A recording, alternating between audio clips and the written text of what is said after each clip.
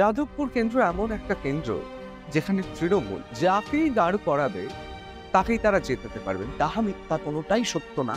একজন মুখ্যমন্ত্রী বলছেন গেরুয়া পরে, তিলক পরে তারা দাঙ্গাবাজ। RSS তো বলেওছিলেন, দেবী দুর্গার সঙ্গে তুলনা করেছিলেন। হাজী নুরুল ইসলাম সেই দেগঙ্গার দাঙ্গায় যিনি প্রধান ভূমিকা পালন করেছিলেন, তাকে তৃণমূল কংগ্রেস ক্যান্ডিডেট বানিয়েছে। আপনি কি বলতে চাইছেন সিরিয়াতে আমরা এই যে যৌন ক্রেতদাসীদের কথা পড়েছি, সেই রকম অবস্থা হয়েছে সন্দেশখালীর? মুখ্যমন্ত্রী সে মহিলাদেরকে রাজনৈতিক কৃতদাস হিসেবে ব্যবহার করে। কেন্দ্র সরকার রাজ্য সরকার কিছুটা হলেও ভয় পায় 100%। যুব সম্প্রদায়কে আকৃষ্ট করার জন্য বিজেপি শুধুমাত্র ধর্মীয় রাজনীতির কথা বলবে, সনাতন ধর্মের কথা বলবে। মানে রিপোর্ট তৃণমূলও তো অনেক সময় বলেন যে বিজেপি খারাপ কিন্তু RSS। যাদবপুরে যাকে তৃণমূল কংগ্রেস ক্যান্ডিডেট বানিয়েছেন, সনাতন ধর্ম সনাতনীদের অপমান করেছে। ভারতীয় জনতা পার্টি মমতা বন্দ্যোপাধ্যায়ের কাছে কৃতজ্ঞ থাকা উচিত। সনাতন ধর্ম হচ্ছে plague, dengue, Covid, TB, malaria. CA ভোটের আগে যে চালু হলো, তো সেখানে কোনো প্রভাব পড়বে? ইলেকশনের মরশুম বললে একটু বাজার গরম করার জন্য এই কথাগুলো বলছেন। বুঝতে পারছেন R+ নিউজ রুমে আজকে কে? হ্যাঁ, ডক্টর অনির্বাণ গাঙ্গুলি। ডক্টর গাঙ্গুলি, আমরা অত্যন্ত আনন্দিত এই সময় যেখানে প্রচার চলছে প্রায় তুঙ্গে, এই সময় আপনি আমাদের R+ নিউজ রুমে রয়েছেন। অসংখ্য ধন্যবাদ ফর ইনভাইটিং মি। আমরা একবার দেখে নেব কে এই ডক্টর অনির্বাণ গাঙ্গুলি। তিনি ডক্টর শ্যামাপ্রসাদ মুখার্জি রিসার্চ ফাউন্ডেশনের চেয়ারম্যান ও ট্রাস্টি, ভারতীয় জনতা পার্টির নয়াদিল্লি থিঙ্ক ট্যাঙ্কের সদস্যও বটে। আবার বিজেপির ন্যাশনাল এক্সিকিউটিভ কমিটির মেম্বারের পাশাপাশি বঙ্গ বিজেপির কোর কমিটির সদস্যও তিনি। এতগুলো পদ সামলানোর পাশাপাশি পাবলিক পলিসি এবং পলিটিক্যাল রিসার্চেও ব্যাপকভাবে সাড়া জাগানো কাজ করেছেন। রাজনীতির ময়দানে ২১ বিধানসভা নির্বাচনই তার প্রথম লড়াই। বোলপুর বিধানসভা কেন্দ্রে বিজেপি টিকিটে মরিয়ার লড়াই করেও তৃণমূলের চন্দ্রনাথ সিনহার কাছে ২২,২৮০ ভোটের ব্যবধানে পরাজিত হতে হয় তাঁকে। সেই অনির্বাণ গাঙ্গুলির কাঁধেই যাদবপুর লোকসভা কেন্দ্র দখলের ভার দিয়েছে গেরুয়া ব্রিগেড। আসন্ন লোকসভা ভোটে যাদবপুর কেন্দ্রকে পাখির চোখ করে ডক্টর অনির্বাণ গাঙ্গুলিকে দ্বিতীয়বার লড়াইয়ের ময়দানে পাঠিয়েছে বঙ্গ বিজেপি। প্রার্থী হিসেবে নাম ঘোষণা হওয়ার পরই যাদবপুর কেন্দ্রে জোর কদমে ভোটের প্রচারে নেমে পড়েছেন। এমনকি নির্বাচনী রণকৌশল ঠিক করতে বিজেপি কর্মীদের সঙ্গে বৈঠকও সারছেন। এবারের যাদবপুরের লড়াই তরুণ সিপিএম নেতা বনাম তৃণমূল যুবনেত্রী তথা অভিনেত্রী বনাম বিদগ্ধ রাজনৈতিক ব্যক্তিত্বের। তাঁর কথায়, গতবারের মতো একই ভুল এবার আর করবেন না সাধারণ মানুষ। সে কারণেই নিজের জয়ের বিষয়ে আশাবাদী ডক্টর অনির্বাণ গাঙ্গুলি। বুঝতে পারছেন, ভারতীয় জনতা পার্টিতে বঙ্গে যতজন প্রার্থী আছে তাদের মধ্যে অন্যতম। শুধু তাদের মধ্যে কেন বলবো, যারা লোকসভা নির্বাচনে লড়াই করছেন দেশ জুড়ে, তাদের মধ্যেও অন্যতম।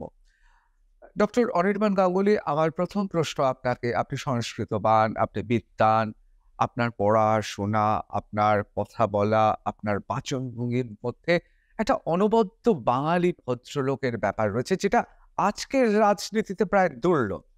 কিন্তু তা সত্ত্বেও যাদবপুর কেন্দ্রে ভারতীয় জনতা পার্টির প্রার্থী ডক্টর অনির্বাণ গাঙ্গুলি আবার বঙ্গ নারীদের অবমাননা করেছেন এমন অভিযোগ রয়েছে। এমন প্রার্থী দেওয়া হয়েছিল আসানসোলে। এত বৈপরীত্য কেন একই পার্টিতে? না দেখুন, প্রত্যেকটা তো একটা প্রার্থী যখন দেওয়া হয়, সেটা পলিটিক্যাল ডাইমেনশনস দেখে প্রত্যেক দল সেই ধরনের প্রার্থী দেয়। মানে আপনি আসানসোলের বিষয়টা বললেন বলে আমি যদি আর একটু অন্য দিকটাও দিই, দেখুন আসানসোলে যেই দাঁড়িয়েছিল সে তো তার নিজের একটা প্রফেশনাল আসপেক্ট ডাইমেনশন ছিল। আপনারা বলুন না, শত্রুঘ্ন সিনহারও প্রফেশনাল আসপেক্ট দেখলে ওই রকম অনেক কিছু দেখানো যায়। তিনি অমল কুমার মজুমদার রচিত গৌতম ঘোষের অন্তর্জলি যাত্রায় অসাধারণ অভিনয় করে বঙ্গবাসী এবং বাংলা ছবিকে আন্তর্জাতিক স্তরে নিয়ে গেছেন।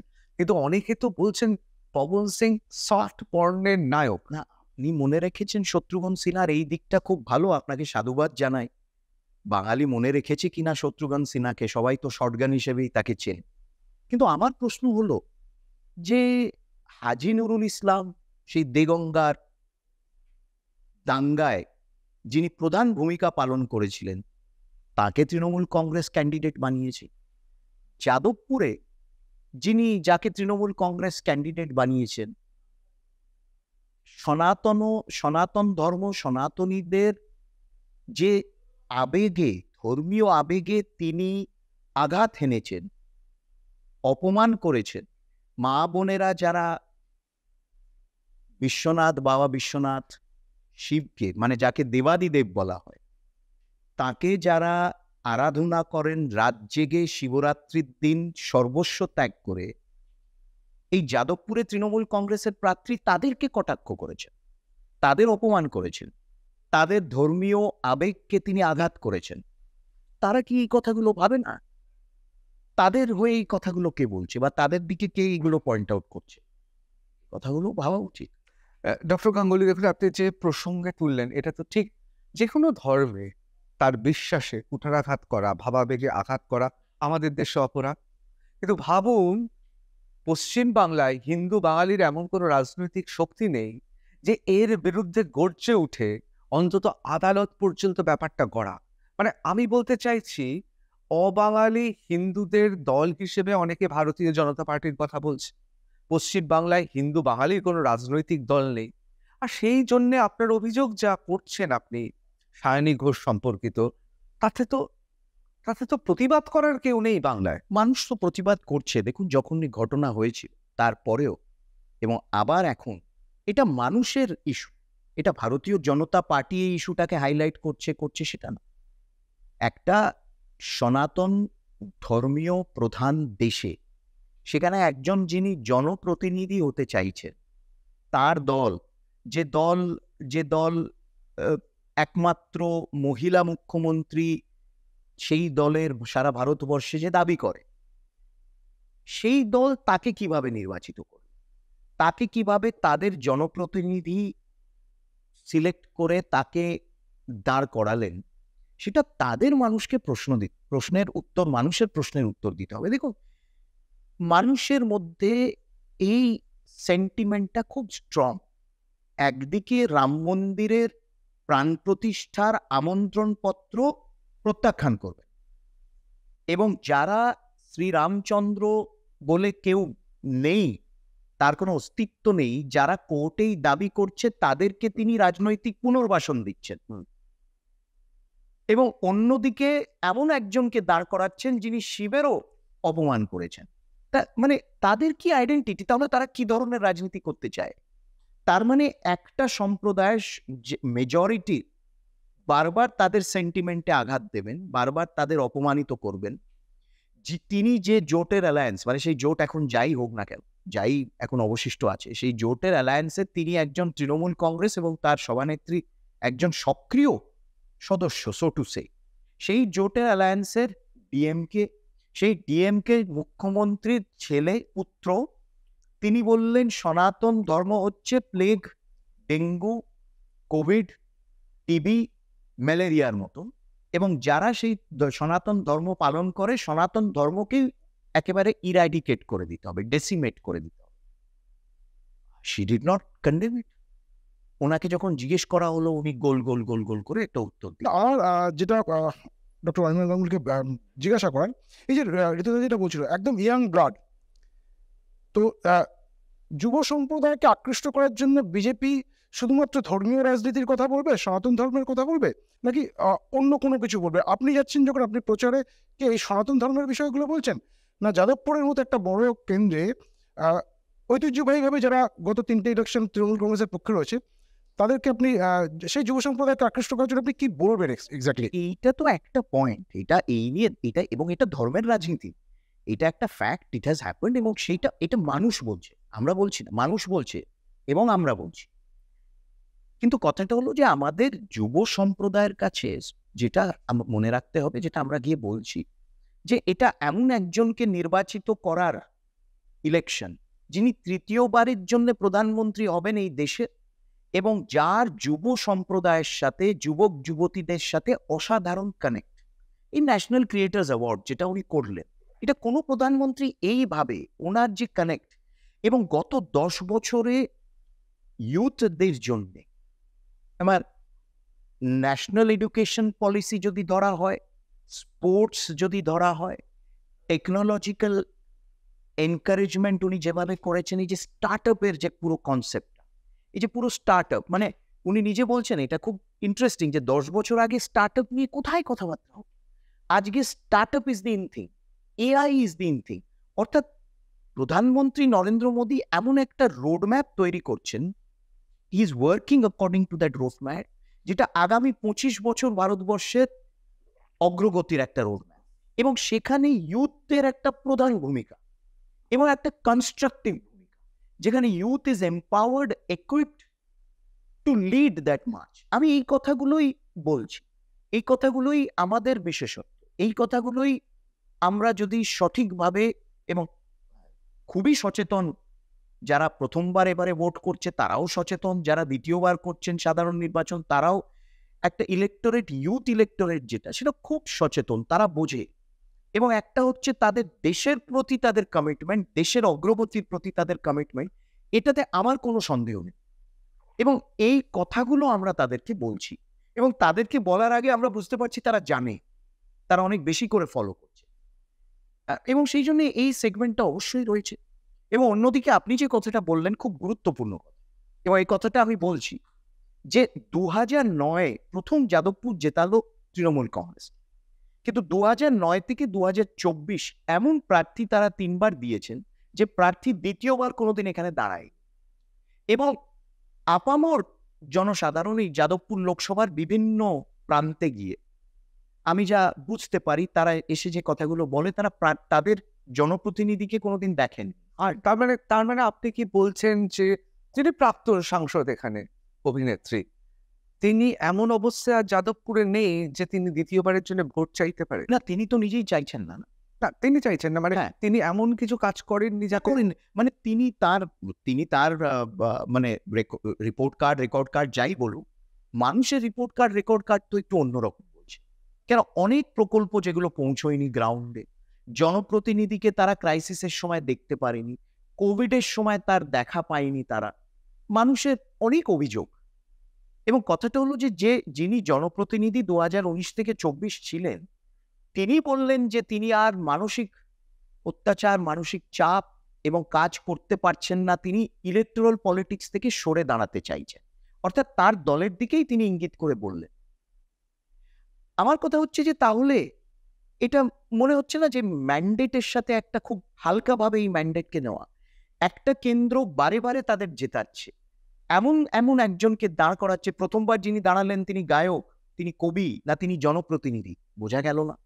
তার এমপি ল্যাড ফান্ড থেকে এক্সপেন্সেস, এমপি ল্যাড ফান্ডের যে মানে ইউটিলাইজেশন কমপ্লিটলি লো। দ্বিতীয়বার যিনি দাঁড়ালেন তিনি এলেন হার্ভার্ড থেকে, ভালো, তার একটা পেডিগ্রি ছিল, তার মা নিজে এইখানে সাংসদ ছিলেন, কিন্তু ওই একই মানে বিশাল এলাকায় মানে পার্লামেন্টারি এলাকা তিনি ছেড়ে দিয়েছিলেন কিছু তৃণমূল কংগ্রেসের স্ট্রং ম্যানদের হাতে। যাদবপুরে অনেক সংখ্যালঘু ভোট ব্যাংকও রয়েছে, তো সেখানে আপনারা লড়বেন কি করে? সেই ভোট কি আপনাদের ফরে যাবে? দেখুন, আমি ভাঙড়ে গিয়েছি, আমি ভাঙড়ে গিয়েও আমার সভা করেছি, পথসভা, এবং ভাঙড়ে আমরা সারা দিন ব্যাপী আমি আমার প্রোগ্রাম করেছি। আমাদের রেকর্ড গত 10 বছরের, কেন আবার বলছি যে এই নির্বাচন নরেন্দ্র মোদীকে তৃতীয়বার প্রধানমন্ত্রী নির্বাচিত করার নির্বাচন, এবং আমার কথা হচ্ছে যে যাদবপুরকে একটু টিম মোদীর সাথে জুড়ে দেবার একটা সুযোগ দিক না পশ্চিমবঙ্গের মানুষ। তারা তৃণমূল কংগ্রেসকে দেখেছে, এর আগে সিপিএমকে দেখেছে। আমি বলছি এবার একবার বিজেপিকে দেখুক, এবার অনির্বাণ হোক, তাদের কাছে এটাই।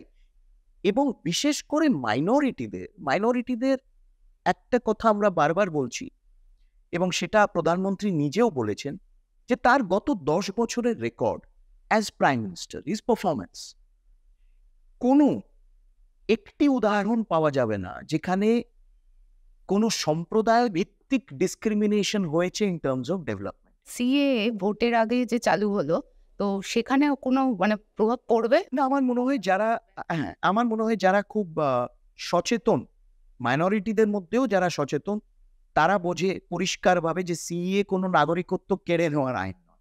এটা নাগরিকত্ব দেওয়ার আইন, একটি বিশেষ কারণ যারা উৎখাত হয়েছে, যাদেরকে নিজেদের ভিটেমাটি ছেড়ে চলে আসতে হয়েছে, এটা তাদের জন্য।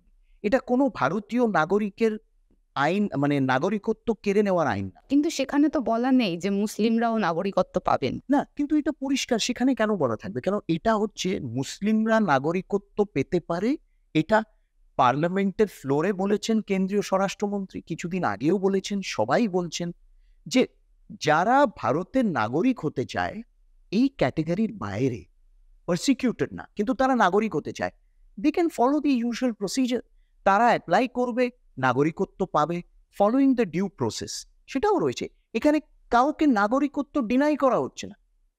নাগরিকত্ব নর্মাল ইউজুয়াল প্রসেসে অ্যাপ্লাই করতে পারেন। ধরুন, মানে একটা উদাহরণ যদি দিই, পাকিস্তানে একজন মুসলমান, তিনি ভারতের নাগরিকত্ব নিতে পারেন। He is entitled to apply in the regular process.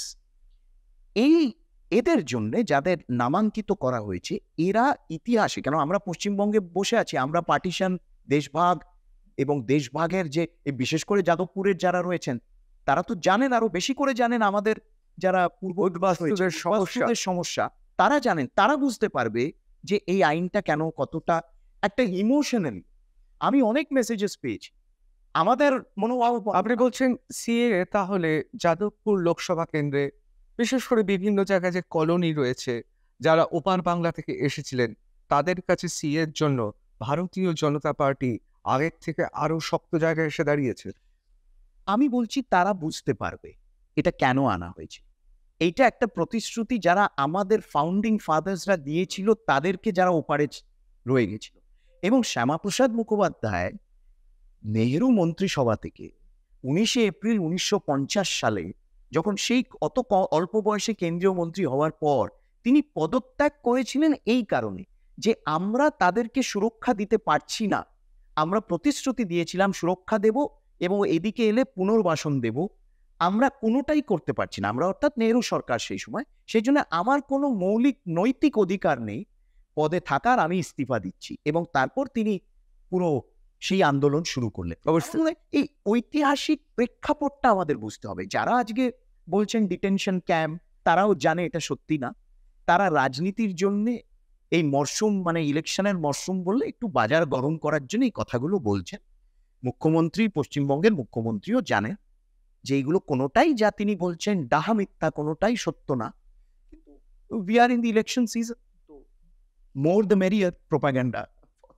Anirban বাবু, এই প্রসঙ্গে একটা প্রশ্ন, এটা আপনি বলেই বলছি, এটা যদি ভারতীয় জনতা পার্টির অন্য প্রার্থী হতো আমি অবশ্যই এই বিষয়টা এখনই তুলতাম না হয়তো, কিন্তু এটা তো ঠিক, এই যে দেশভাগ একটা কলঙ্কিত অধ্যায় আছে। আমরা জানি এত হত্যা, এত গণধর্ষণ, এত খুন, ভারতবর্ষ শুধু নয় গোটা পৃথিবীতে কোনো জনজাতি, খুব কম জনজাতিকে এরকম সামলাতে হয়েছে।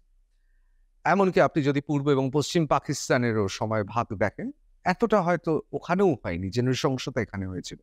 তা সত্ত্বেও শ্যামাপ্রসাদ মুখোপাধ্যায়ের মতো টাওয়ারিং ফিগার থাকা সত্ত্বেও জনসংঘ বা এই যে ধরুন ভারতীয় জনতা পার্টি বা মধ্যবর্তী সময়ে অন্য কোনো সংগঠন, এটাকে তারা ধরতে পারলো না। গোটা উদ্বাস্তু আন্দোলনটা চলে গেল কমিউনিস্টদের হাতে, বামেদের হাতে। এটা কি কোথাও, মানে আজকে এতদিন বাদে এই প্রশ্নটা জাগবে না? তাহলে তখন উদ্বাস্তু হিন্দু বাঙালির কোনো রাজনৈতিক শক্তি ছিল না, যেমন এখনো নেই হিন্দু বাঙালির কোনো রাজনৈতিক শক্তি। আমার মনে হয় যে ভারতীয় জনতা পার্টি প্রধান বিরোধী দল হিসেবে পশ্চিমবঙ্গে যখন উঠে এসেছে, এটা একটা বাঙালি হিন্দুর জন্য এটা একটা অবশ্যই একটা সিগনিফিক্যান্ট ডেভেলপমেন্ট, মনে রাখ। দ্বিতীয় হলো যে শ্যামাপ্রসাদ মুখার্জির অকাল মৃত্যু, এটাতেই কিন্তু পুরো বিষয়টাকে ঘুরিয়ে দিই।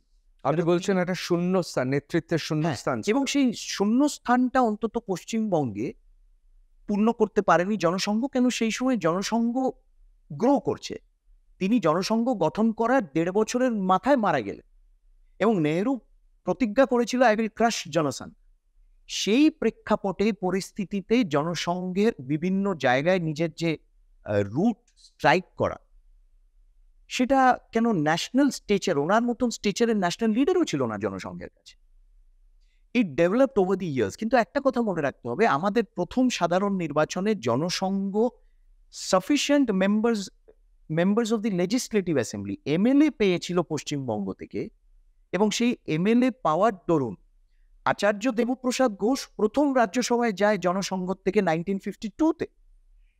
সেখানে জনসংঘের পশ্চিমবঙ্গে চিরকাল প্রথম থেকেই শ্যামাপ্রসাদের জন্য একটি বেস ছিল।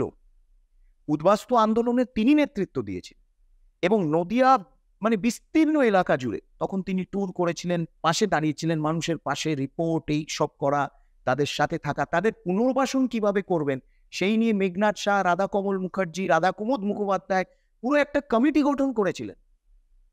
যদুনাথ সরকার, মানে শুধু যে তাদেরকে পুনর্বাসন, আগামী দিনে তাদের পুনর্বাসন কিভাবে হবে।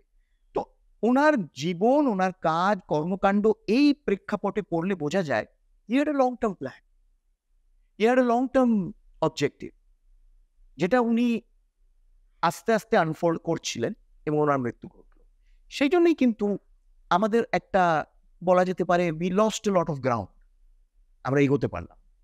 আস্তে আস্তে মনে হচ্ছে বাংলা আবার সেই খাতে এগোচ্ছে। হ্যাঁ, অবশ্যই, কেননা আমরা প্রধান বিরোধী পক্ষ আজকে, এবং প্রধান বিরোধী পক্ষ অর্থাৎ we are the party waiting in the wings.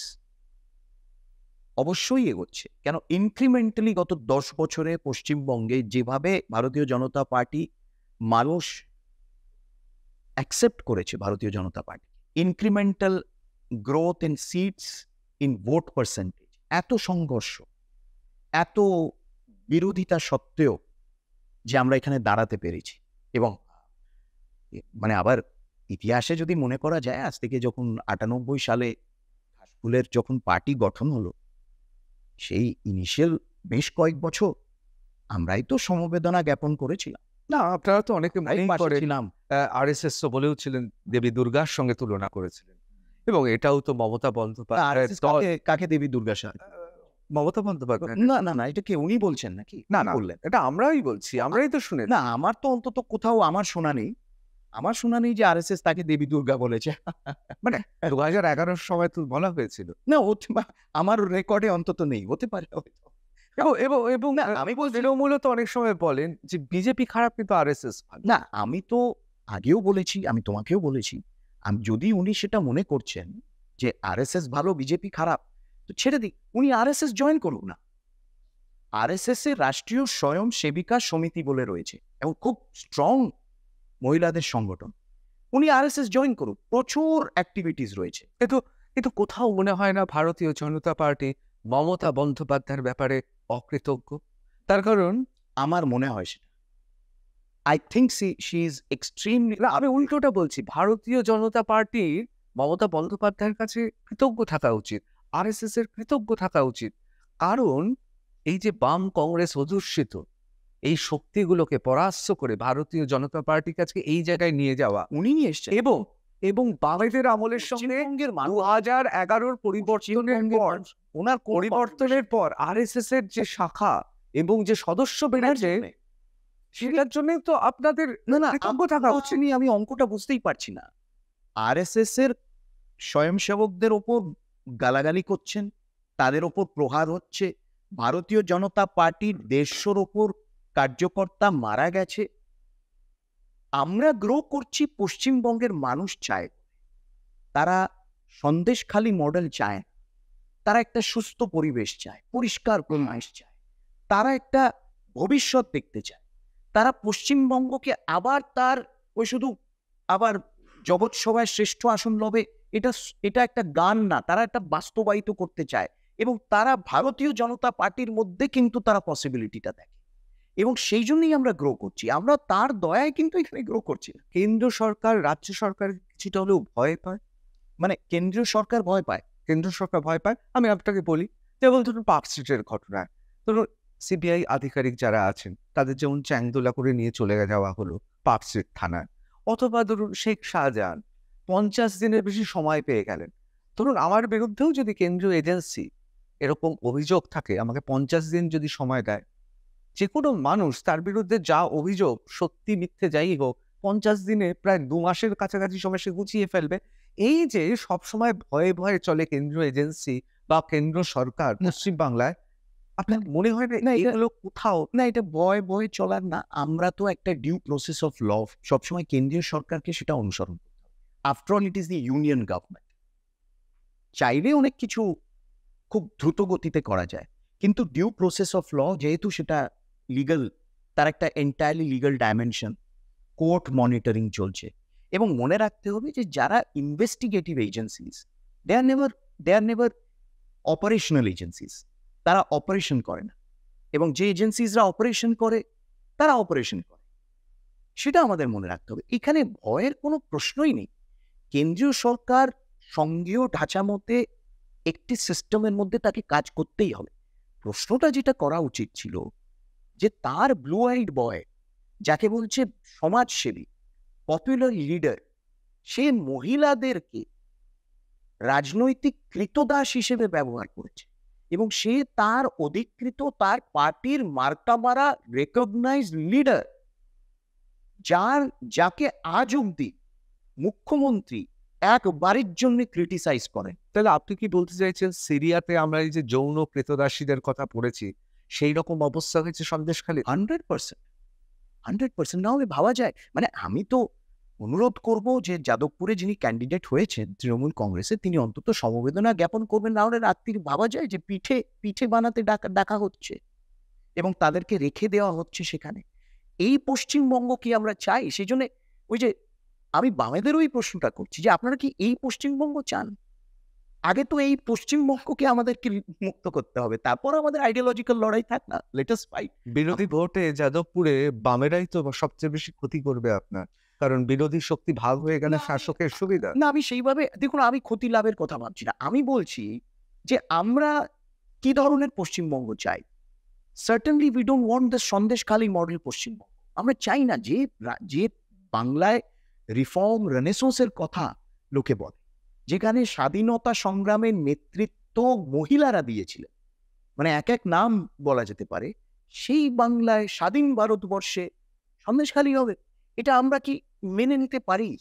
এবং তাদের উপর অবশ্য আপনার কথা মেনে নিচ্ছে, আমরা এরকম সন্দেশখালীর মতো বাংলা চাই না যে রাত্রেবেলা আমাদের মা বোন তাদেরকে পিঠে বানাতে হোক বা পিঠে বানানোর জন্য চলে যেতে হোক।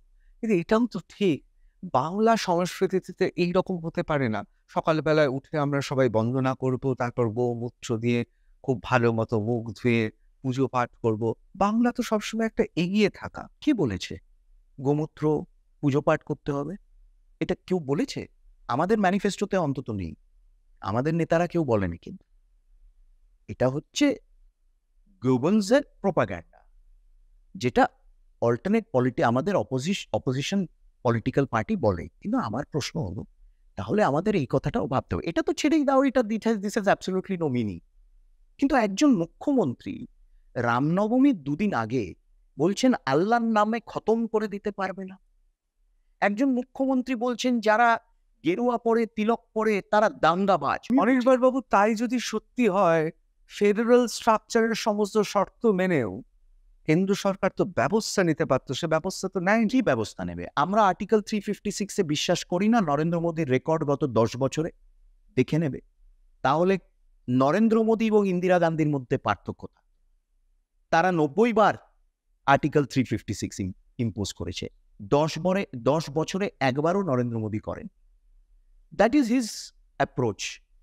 ফেডারেল স্ট্রাকচারকে রেসপেক্ট করা, টিম ইন্ডিয়া যদি বলে থাকেন সেটাকে রেসপেক্ট করা, এবং প্রত্যেকটা ইস্যু যে স্ট্রাকচারের মধ্যে সেই ইস্যুগুলোকে অ্যাড্রেস করা, তিনি সেইটাই করছেন।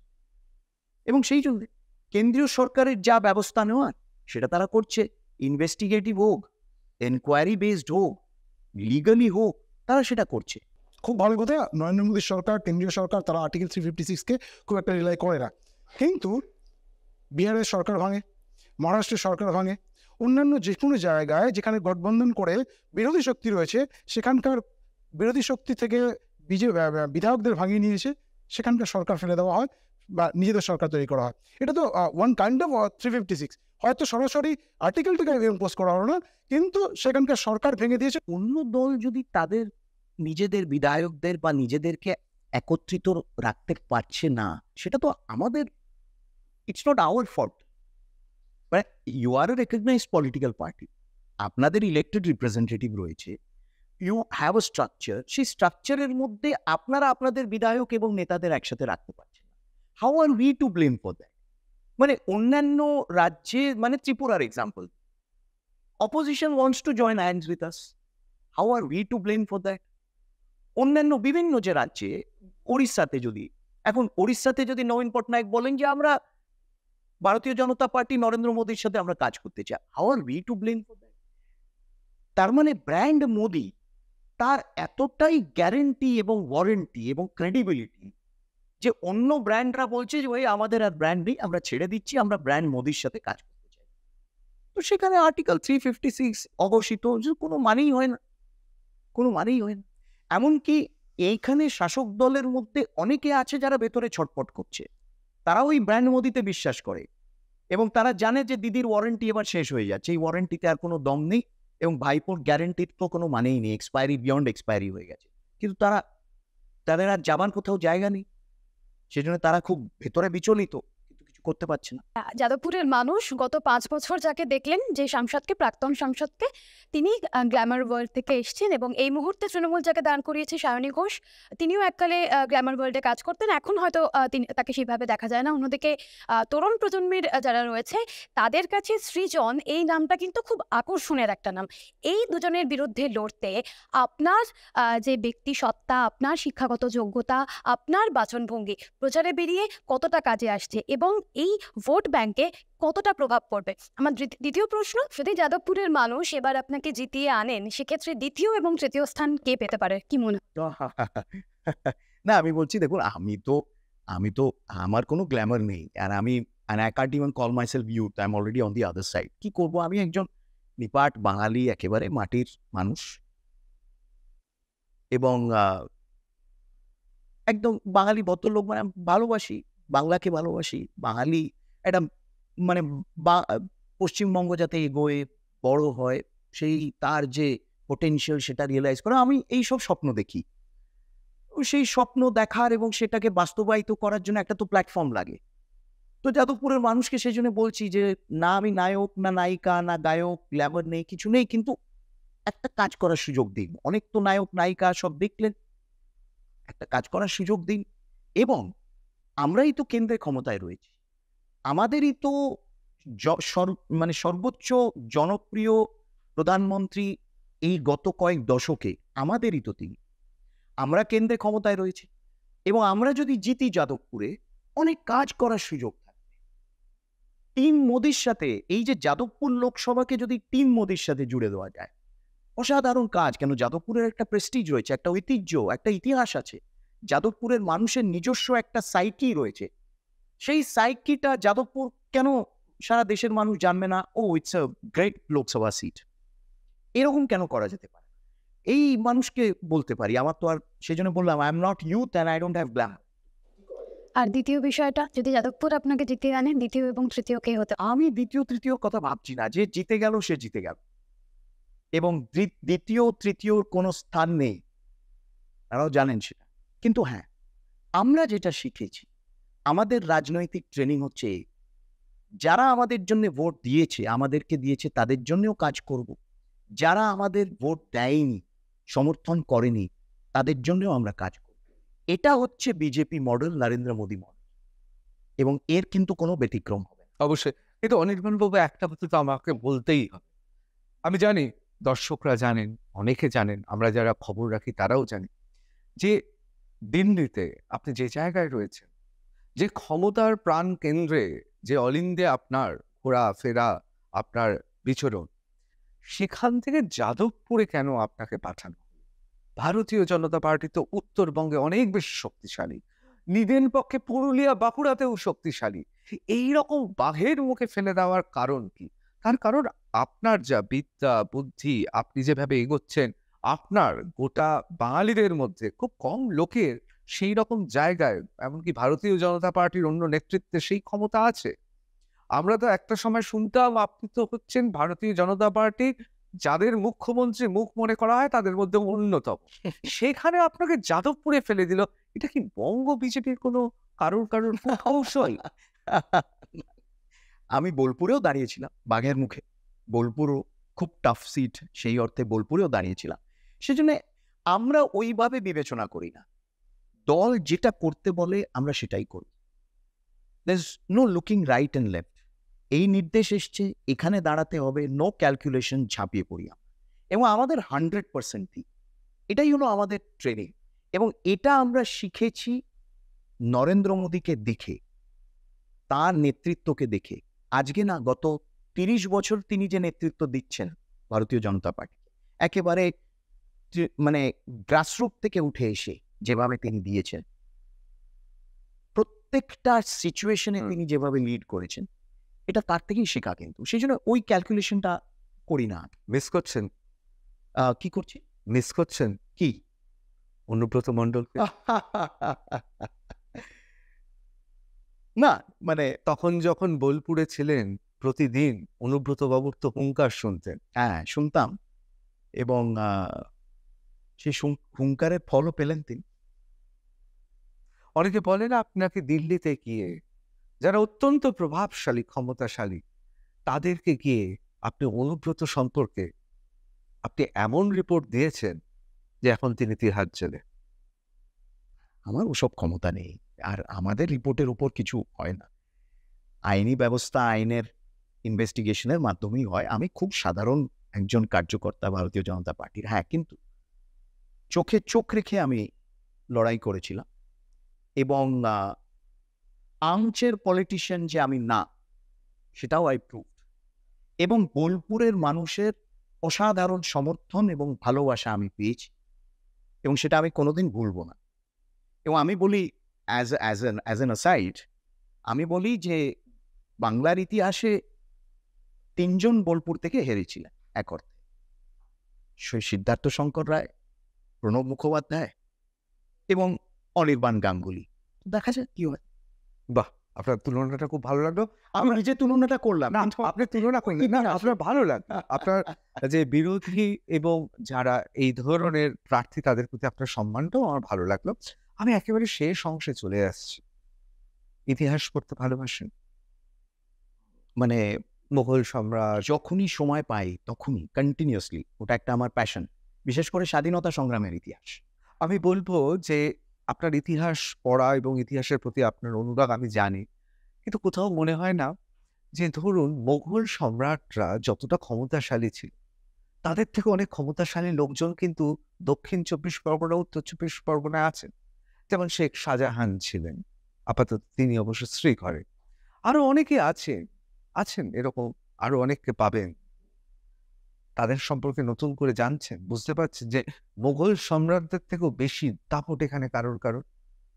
এবং একটা ডেমোক্রেটিক সেটআপেরও, একটা স্বাধীন ভারতবর্ষে এই ধরনের দাপট, এই ধরনের দাম্ভিকতা এবং এই ধরনের ক্ষমতা দখলের লালসা, এটা কিন্তু একটি সাংবিধানিক, একটা রিপাবলিক, একটা সাংবিধানিক দেশ যেখানে সংবিধান দ্বারা চালিত, এদেশে কিন্তু চলতে পারে। মনে হয় ইউ আর টু জেন্টল এই জায়গায় দাঁড়িয়ে লড়াই করার জন্য, অতিরিক্ত ভদ্রলোক এই রকম জায়গায় দাঁড়িয়ে লড়াইয়ের জন্য। না, ভদ্রলোক বলতে সেটা তো মানে যাদবপুরের মানুষই তো ভদ্রলোক। এবং যাদবপুরের একটা ঐতিহ্য, যেটা আমি বলেছি, একটা শিক্ষার, একটা চিন্তার ঐতিহ্য রয়েছে। কিন্তু বোলপুরেও দাঁড়িয়েছিলাম এই ভদ্রলোক মানে সত্তা নিয়েই, বোলপুরেও দাঁড়িয়েছিলাম। And I don't think I did too bad in Bolpur. অবশ্যই আপনি সুস্থ থাকুন। প্রখর গরমের মধ্যে দিয়ে এখন আপনাদের সময় অতিবাহিত হবে, প্রচারে যেতে হচ্ছে। অবশ্যই আর প্লাস নিউজের পক্ষ থেকে আমরা সবাই চাই আপনি সুস্থ থাকুন, আপনি আপনার লড়াইটা লড়ুন। আপনাকে অসংখ্য ধন্যবাদ, অনেক ধন্যবাদ আমাদের সময় দেওয়ার জন্য।